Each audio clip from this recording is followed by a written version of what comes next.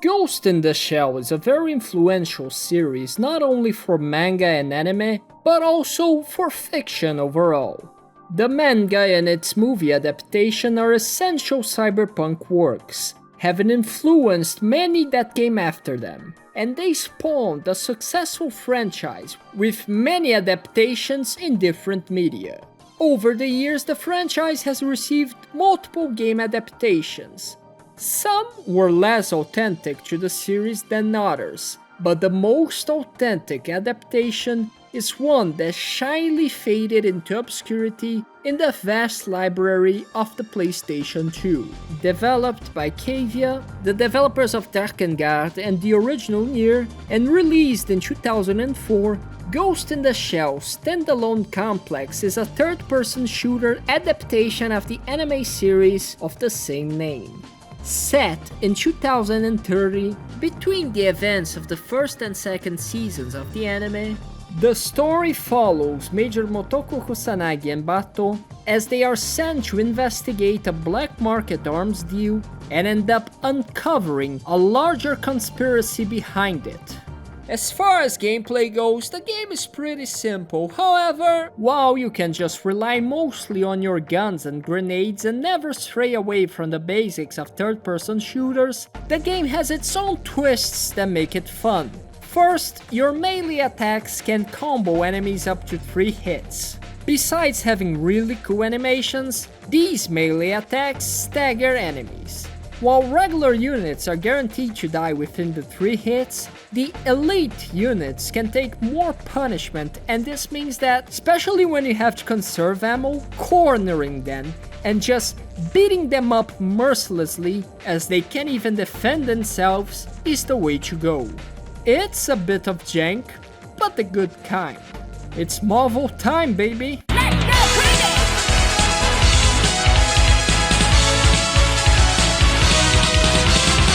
Second, killing enemies marked with a yellow triangle on top of their heads causes them to drop an unit ID, which allows you to find hackable enemies, which are marked with a blue triangle. Hacking enemy units allows the player to control them and turn them against their own allies for a few seconds.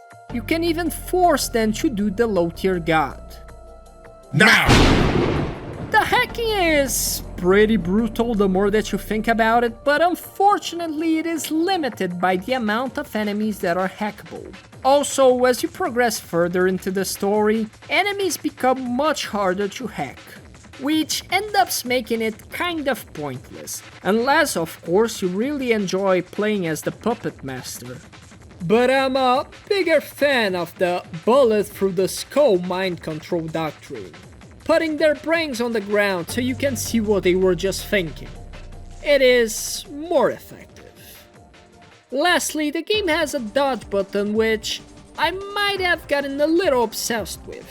While Bato merely rolls towards the direction that you wish to, Motoko does backflips, side flips, front flips. The animations are super over the top and look very good.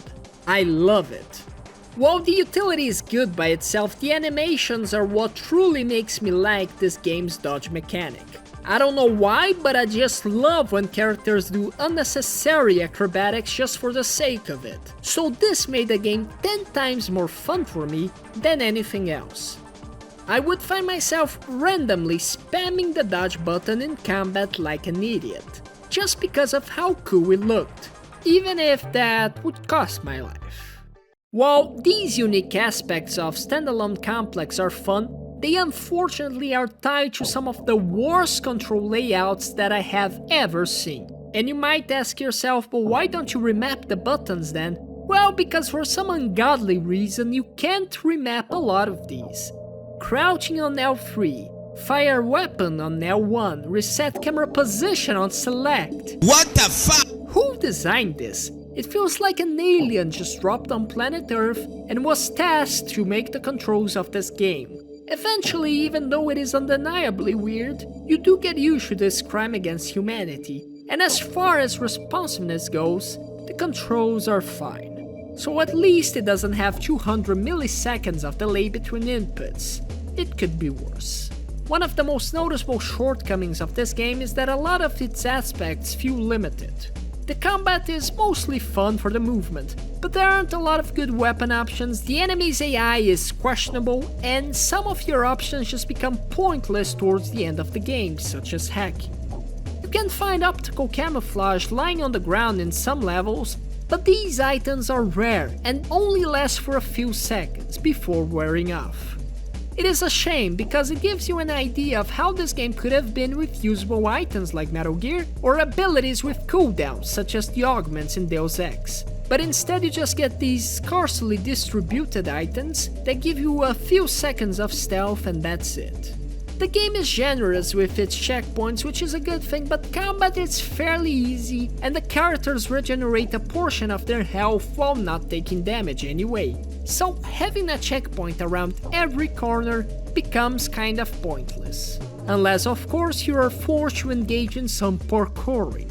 Despite the clear missed opportunities, the positives still outweigh the negatives. The game's maps are fairly straightforward, with few alternative paths overall, but the designs are diverse and interesting, with Bato's levels being nearly strictly horizontal and Motoko's having more verticality, taking advantage of her higher jump height. Speaking of maps, the aesthetic of this game is unique and pleasing. The developers weren't scared of using brighter colors, which wasn't common at the time of the PlayStation 2, when a lot of games use darker color schemes. It also gives this ethereal feeling to some of the segments, especially the residential block. This level in particular looks like something that one guy would take a screenshot of and make it the thumbnail of Ethereal Jungle Beats Volume 137 on YouTube, and it would fit perfectly. This visual style pairs really well with the drum and bass soundtrack that perfectly sets a mysterious, otherworldly feeling that you're stepping into unknown territory where something is amiss, which is exactly what the story is going for. The story was written by script writers that worked on the standalone Complex anime, and you can tell. The operation happening throughout the game feels like something that would happen in the Ghost in the Shell universe. The characters, the premise, and the progression of the events feel authentic to the source material. The voice cast, as it should be expected, is the same as the animes, and while this is cool, it also is a bit depressing if you, like me, watched the anime and played the game with Japanese voices, as at this point this feels like a graveyard memorial. Most of these voice actors are already dead, including the majors. Although, it makes perfect sense as these people first voiced these characters in the 1995 movie, and it's been... wait... 30 years? It's been that long? Okay, next topic. One cool thing about this game is that it has a glossary that explains the terms and some aspects of the setting of the Ghost in the Shell universe. After cutscenes, finding items and completing levels, whenever a term that players might be unfamiliar with pops up, they will find a new entry in the glossary. Also, this game has a traditional split-screen deathmatch mode that I myself can't really attest to its quality, but I've read quite a few people talking good things about it. While Ghost in the Shell standalone Complex is a good game with some rough spots, the story and the familiarity with the franchise's universe is what truly drives this game home. It's not a game that you play for a thrilling third-person shooter experience, even though it can be fun. It's a game made for fans of the franchise.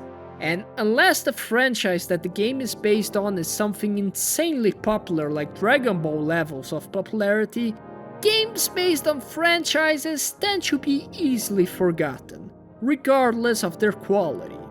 Ghost in the Shell is popular, but not that popular to instantly get millions of players to buy a game just because Major Motoko Kusanagi is there. And by making a game on an existent franchise, you have already alienated a huge percentage of the public that doesn't know anything about it, regardless of how popular it may be. One thing that is noticeable is that a lot of the terms spoken in the cutscenes are really specific to the Ghost in the Shell universe. I'm a huge fan of Ghost in the Shell. The 1995 movie is one of my favorite movies of all time, and Standalone Complex is by far my favorite anime of all time. So I didn't have any trouble following what was being said, but for a player that has no idea what they are talking about, this is a huge barrier of entry, even if the game gives them a glossary. The rough controls and the overall not so impressive gameplay certainly didn't help as well. If you're making a game based on a franchise like this, the only way that you can get non-fans of the series to check it out is by providing exceptionally high quality gameplay that outweighs all the unfamiliarity and makes it so they want to keep playing even though they don't know what the hell is going on. Unfortunately, the game doesn't deliver in this regard, causing it to inevitably fall into the realm of forgotten games. With fairly unremarkable gameplay and catering towards fans of the anime specifically, Ghost in the Shell Standalone Complex's fate of being forgotten was inevitable. Still, at the end of the day, it is an authentic adaptation that provides an interesting extra story for fans of the series. So, despite its flaws, it is a game that is still worth checking out if you like Ghost in the Shell. If you liked the video, please like, subscribe and leave a comment. And thanks for watching, and I'll see you in the next one.